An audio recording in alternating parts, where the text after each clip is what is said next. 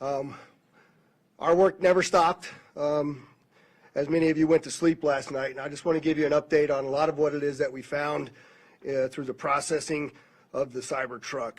This is a joint investigation involving the FBI, the ATF, the Las Vegas Metropolitan Police Department, and these folks worked through the night and found a lot of stuff that is very useful for this investigation. As you look at this Cybertruck here, we had to transport this down to our fleet services so that we could really get through this thing. And I remind you that the subject inside wasn't able to be removed for a very long period of time because he was burnt beyond recognition. And so as we continue to move through this, I'm going to talk a little bit about his identity and what we believe, but I would like to highlight a couple of things that the teams found inside of the Cybertruck that are useful to the investigation. And that, first and foremost, is a military identification. We also found a passport. We found a Desert Eagle 50 caliber semi-automatic pistol. And if you'll notice on a lot of these guns that we're going to talk about here, they're almost just burnt beyond recognition as well. There's a SLR model B30 semi-automatic firearm, number of fireworks that were still in the vehicle that had to be removed. Notably, we found an iPhone and a smartwatch, and then several credit cards were also in the name of our subject. Our subject is 37-year-old Matthew Livelsberger. He's of Colorado Springs, Colorado, born July 22nd of 1987. Now, as you'll see here on a picture of his driver's license, let's see, the question really still remains for me, and I know that there's a lot of you folks in the media that are identifying this person as the person in our vehicle. As I mentioned to you already, his body is burnt beyond recognition, and I do still not have confirmation 100% that that is the individual that was inside of our vehicle. And so as I'm calling it now, the subject or person of interest, I will not come back until I have the confirmation through DNA or medical records that this is indeed, in fact, the subject inside of the vehicle. Now, further complicating this identification of this individual, we also discovered through the coroner's office that the individual had sustained a gunshot wound to the head prior to the detonation of the vehicle. One of the handguns was found at his feet inside of the vehicle. To give you this information is a tremendous amount of substantial evidence, to include he rented the Turo vehicle. There are 2 tattoos, one of which was on the stomach and one of which is on the arm, that we can see bits and pieces of it as in comparison to what it is that we now know he had on his body. That has given us a lot of confidence that this is, in fact, the same person, as well as the clearly obvious, which is the credit cards, the military identification, the passport. And then furthermore, as you'll see here in just a very short period of time, we tracked his movements from Colorado to Las Vegas, and in a number of the photographs that we were able to determine, he was the individual that was driving the vehicle. And also, I'd like to iterate this point to you, we still have only ever seen him in this vehicle, and we're not aware of any other subjects involved in this particular case. Now, I would like to acknowledge a couple of things because I know what's going on in the social media world, and there are a number of things in this case that are similar to the attack in New Orleans. We do know that our subject here served in the military. In fact, he's a current member of the military. Both of the subjects served at Fort Bragg, North Carolina. What we do know about that is it's a very large military base, and we have no record that they served in the same unit or even at the same years at Fort Bragg, something that continues to remain under investigation. I also know that they both served in Afghanistan in 2009. We don't have any evidence that they were in the same province in Afghanistan, the same location, or the same unit. Again, something else that remains under investigation. And we also know, of course, that they both used the rental company Turo to rent their vehicles. As far as his military background, it's been confirmed by DOD that he was indeed in the United States Army, He was also a Green Beret operations sergeant who spent most of his time at Fort Carson, Colorado, and in Germany. He was on approved leave from Germany, where he was serving with the 10th Special Forces Group. He was also previously in the National Guard and the Army Reserve. I'd like to point out to you that through exceptional joint investigative effort, we've gotten to a place where we believe we can show you his route to Las Vegas from Colorado, and Carlos will put up the map there for you. And we know that he rented the Cybertruck in Denver on December 28th. We tracked his movements through the Tesla charging stations to Monument, Colorado on December 30th. On the 31st of December, the truck was charged in Trinidad, Colorado, Las Vegas, New Mexico, and Albuquerque and Gallup, New Mexico. On January 1st, the truck was charged in Holbrook, Flagstaff, and Kingman, Arizona. We last tracked the truck in Kingman at 05:33 yesterday morning. The truck was first spotted in Las Vegas at 7:29 a.m. yesterday. And Carlos will pull up a picture of the truck pulling onto Fashion Show Drive here. And that picture was observed at about 7:34 a.m. We know that he pulled into the Trump Valet, and I believe we have a video of that. You can see the Cybertruck highlighted there.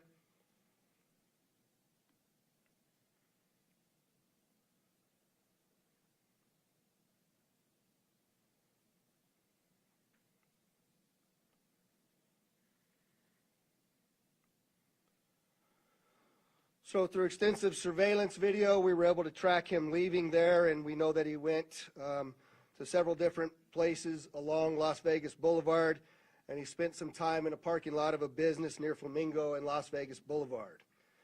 We then have a video of the truck pulling back onto Las Vegas Boulevard from the sands.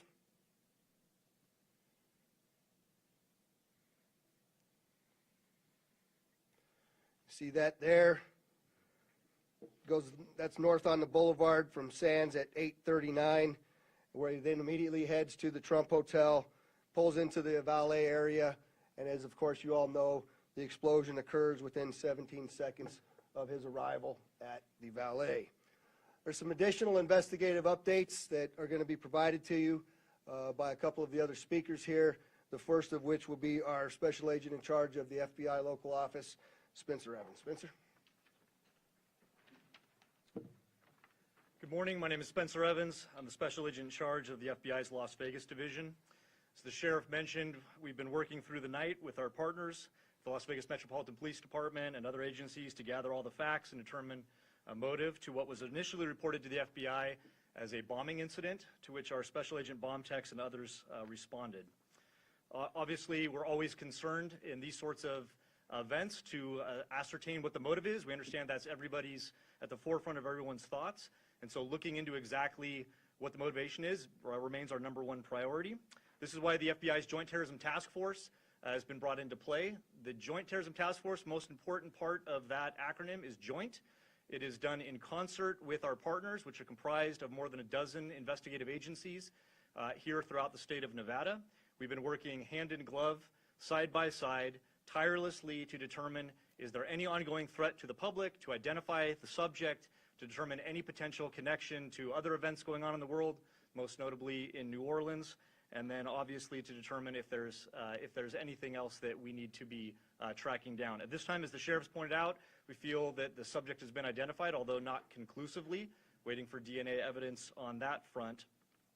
However, we do feel like we have the subject identified, and at this time there is no information about additional subjects that the FBI is tracking on. Our resources, as I mentioned, that have been deployed in support of this event include Special Agent Bomb Techs, our evidence response team, which is processing crime scenes, side by side with the forensics folks from Las Vegas Metropolitan Police Department, our investigators, our intelligence analysts, and then outside of the FBI Las Vegas field office, we have investigative leads that are being conducted by FBI field offices both internationally and domestically as well. As always, when the FBI is involved with any sort of case like this, we ask for help for the public. Anyone with information related to this incident, we encourage you to please call 1-800-CALL-FBI, or you can submit a tip online at tips.fbi.gov. We've already received thousands of tips related to this incident. The challenge that we face moving forward is to separate those that are pertinent and relevant and those that can be verified from those that have not. For example, one of the tips that we received just today relates to information alluding to this subject's personal experiences related to his time and activity in the military. Again, that's unverified and uncorroborated, but one of many tips and leads that we will be following up in the days that come. If you have any additional information, again, encourage everyone, 1-800-CALL-FBI or submit it online, tips.fbi.gov. We will tirelessly work to exhaust all investigative leads and conclusively determine what the nature of this particular incident was, what the motivation was, and to the extent possible, share all that information as we obtain it. I'll now turn some time over to the Assistant Special Agent in charge from the ATF, Kenny Cooper.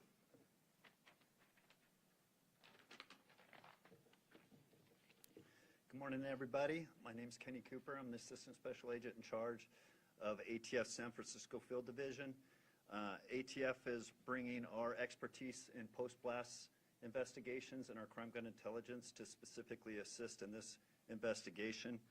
I will tell you that our Special Agent bomb techs are working with FBI and with Las Vegas Metro and sifting through that post-blast debris to find components and investigative leads that will derive from that evidence process. We're too early into that investigation process to give any determination as far as how this device was initiated.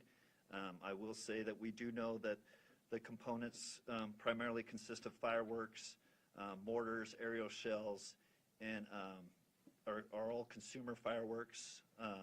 Nothing commercial grade has been discovered at this point, and we've identified some fuel enhancers like the Coleman fuel and BP racing fuel and some explosive targets that can be purchased at any sporting goods store. We've also, as the sheriff mentioned, we've identified 2 semi-automatic handguns recovered from the Tesla. We have successfully traced those firearms, and I can tell you that Matthew Livesberg lawfully purchased both of these firearms on December 30th, 2024. We have agents following up those investigative leads. We know exactly where those firearms were purchased, and we will share any developments from those leads as they come in. Thank you.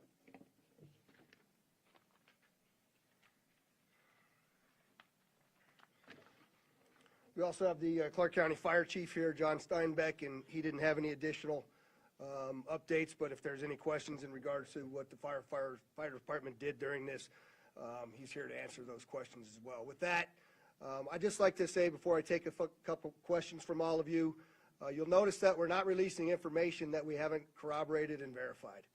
We're very well aware of all of the things that are going around on social media. But that's just the way we're going to conduct this investigation. We're not putting it out until we can tell you for a fact what information it is that we're putting out. And so we're going to continue to do that, but I'm also confident to tell the Las Vegas community and this great nation that we don't believe there's any further threat from this subject or anybody associated to him here in Las Vegas. With that, Denise, I saw you had your hand up. If you could just identify yourself, please.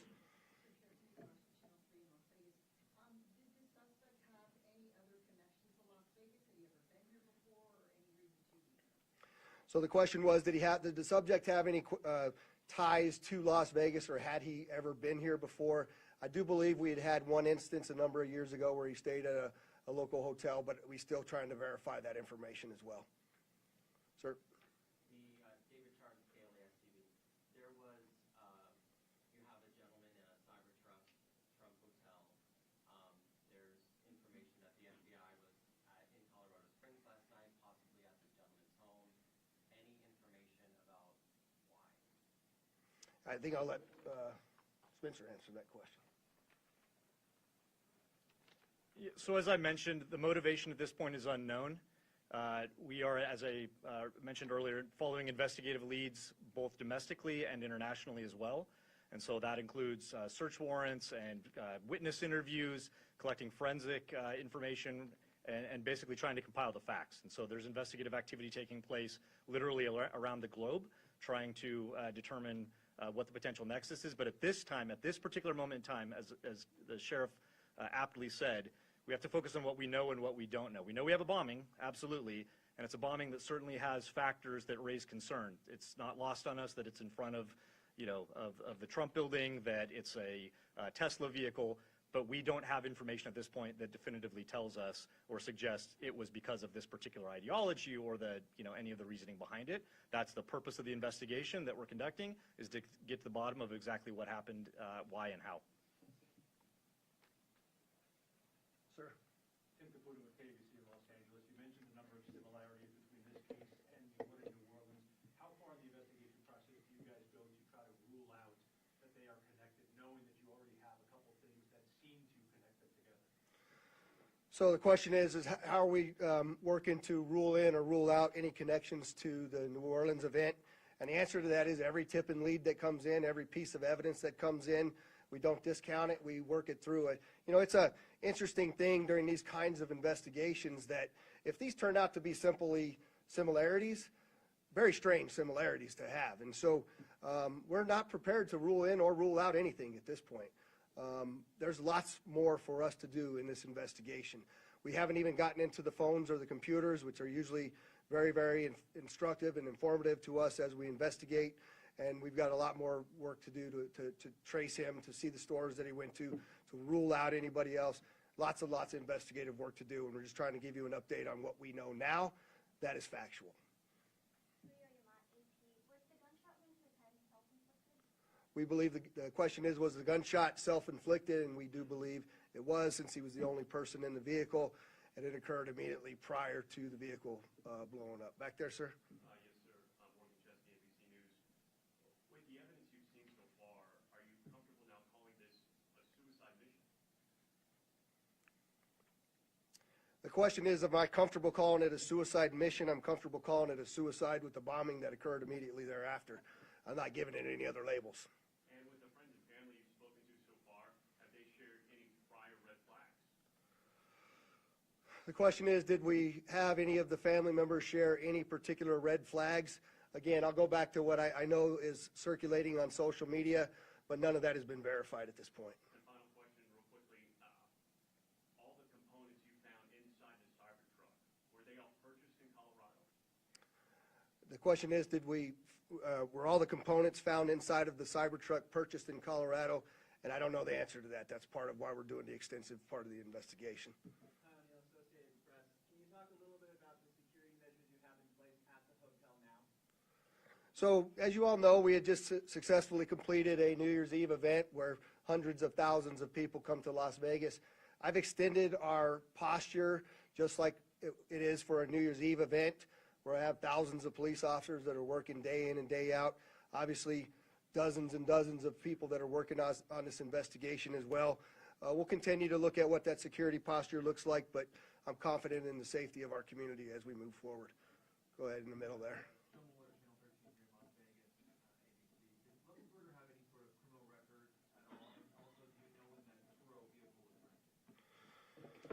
The question was, is there any criminal record? None that I'm aware of. That has not been brought to my attention that he had a criminal record. And I said that the Cybertruck was rented on December 28th in Denver, Colorado. Right here?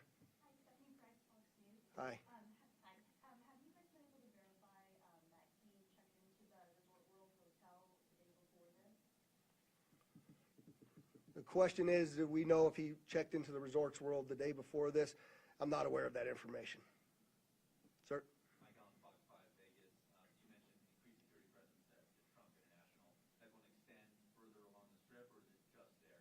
And how long do you anticipate that? The question is generally about the security posture, and that's entirely our entire community, not only Fremont Street and the Strip, but surrounding neighborhoods as well, just to make sure that we have the community feeling that level of safety that they need to feel after an event such as this. Right next to you there. Katie from the Las Vegas Review-Journal. How exactly were you guys able to use the charging stations to track the car through? The the question is, how were we able to use the tracking, the charging stations to track the vehicle all the way through? And I'm not exactly sure how to answer that question just yet. I know that there's some capability by being able to determine that the car is connected to the charger. One of the things that we're looking for is anybody that may have been at the charging location at the same time. We're looking to try to identify them because their vehicles would have also had cameras that would have taped anybody in and around them. We're trying to get people that may have been in the same locations at the same. Well, I'll take two more. Go ahead. Can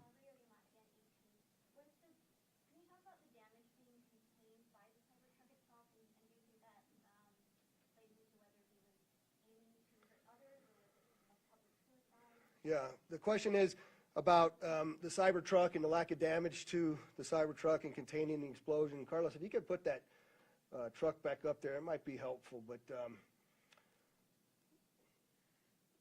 you know, you'll see if you look on the outside of that vehicle, it's hard to tell from that photograph, but other than the windows being gone, that's a bit more disassembled than it was at the scene, and the back area being blown off. There's no evidence of physical damage to the sides of that vehicle, and so the explosion that was in that vehicle sort of vented out and up, but it didn't even damage the glass doors at the trunk. So I'm not sure what that means. I also know that there's a number of unexploded pieces of the things that he had inside of that vehicle, and so I just don't think that it was done as well as he was expecting it to be done. But go ahead. Sophia Rodriguez with Univision Vegas. I was wondering, were you able to recover the video from the Cybertruck, or was that destructed? So the question is, are we able to recover the video from the Cybertruck? And many of you may know that those Cybertrucks contain a tremendous number of cameras. Again, Mr. Musk has sent out a number of his folks that will be arriving here this afternoon with the intent to try to capture the part of that captured all of the video from inside of the truck. Sir? Just quickly, you had mentioned a number of the components in the back of the truck that did not go off. Maybe this is a better suited question for ATF, but when it comes to the rudimentary nature of the bomb, I think we mostly think of a bomb that is connected. This seems like individual kind of incendiary and combustible components put together. Can you speak to how you think this is a bomb, or was it just several pieces of things that might blow off and might explode that were just lit and gone off at the same time? Yeah, I'll tell you, it does appear that it was, I just want to be careful with my language here, but the level of sophistication is not what we would expect from an individual with this type of military experience. That most of that, the materials inside that Tesla were fuel to help fuel a greater explosion. But it's too early to answer any question as if there was sophisticated connectivity to those components to make it ignite in the way that it did. All right, there was one last hand over here. I'll take your last question. Or maybe this is for Special Agent Evans, my Carter Newsmax. Any idea if the suspect has been in touch with any outside terrorist groups? Has this investigation extended globally? The question is, do we know whether the subject's been in touch with any outside terrorist groups or if it's been investigated globally? And Spencer, you want me to? Okay. So the question about whether it's being investigated globally, absolutely. Like I said, we're running down investigative leads around the world. No information that we're aware of right now that connects this individual to any terrorist organization around the world. But that's obviously the thrust of the investigation, is ruling out that there's any sort of terrorism nexus, and then again, getting at what the ideology is. We appreciate you all coming, and we will be back before you when there's substantial updates to provide to you. Thanks for all your great work.